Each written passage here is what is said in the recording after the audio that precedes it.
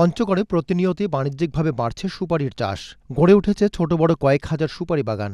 অন্য ফসলের তুলনায় কম খরচে বেশি লাভ হওয়ায় দিন দিন বাড়ছে সুপারি চাষের পরিধি। তবে চলতি মৌসুমে সেচ দিয়েও খরায় কমেছে সুপারির ফলন। সুপারি বাগান কিনে মূলধন তুলতে না পারায় লোকসানে পড়ে বিপাকে ফড়িয়া ব্যবসায়ীরা।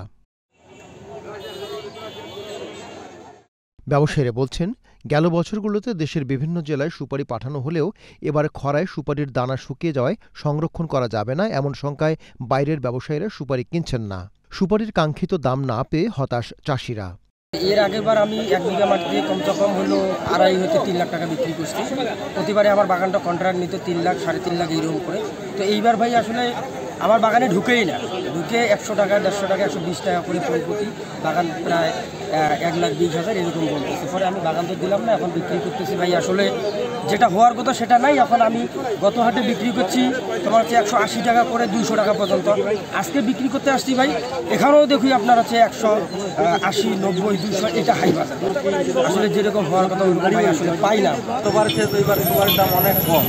গতবার ছিল 4,000 4,500 টাকা কাউ, এবার 2500-2600 টাকা কাউ। গতবার তুলনায় অর্ধেক দাম। এবার কি সমস্যা এরকম বাজার হইলো? গতবার এখন গুয়া বেচলাম 600-700, এবার 4-5 গুয়া আনে 500-600 টাকা বেচতে হয়। এদিকে অন্যান্য বছরের মতো আগে থেকে সুপারির বাগান কিনে রেখেছিলেন ফড়িয়া ব্যবসায়ীরা। তবে সুপারির দাম কম হওয়ায় মূলধন হারিয়ে লোকসানে পড়েছেন তারা। আর ব্যবসায়ীরা বলছেন, এবারে খরার কবলে পড়ায় সুপারির দানা শুকিয়ে গেছে। এসব সুপারি বিগত বছরগুলোতে কিনে দেশের বিভিন্ন জেলায় পাঠানো হলেও এবার এসব সুপারি সংরক্ষণ করলে পচে নষ্ট হয়ে যাবে এমন শঙ্কায় সুপারি কিনছেন না বাইরের ব্যবসায়ীরা।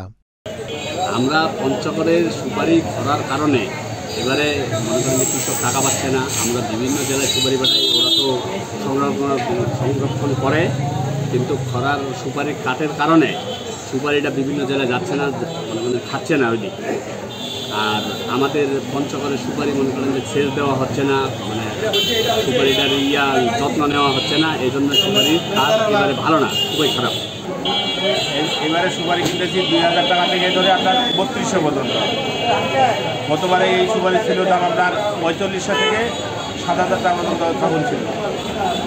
আর এবারকার সুপারি খারাপ হওয়ার কারণ হলো যে আকাশে বৃষ্টির কারণে সুপারি খারাপ হয়ে গেছে, বৃষ্টি না হওয়ার কারণে। দাম বাড়লেও চাষিরা লাভবান হবে বলে জানালেন কৃষি বিভাগের দায়িত্বপ্রাপ্ত এই কর্মকর্তা।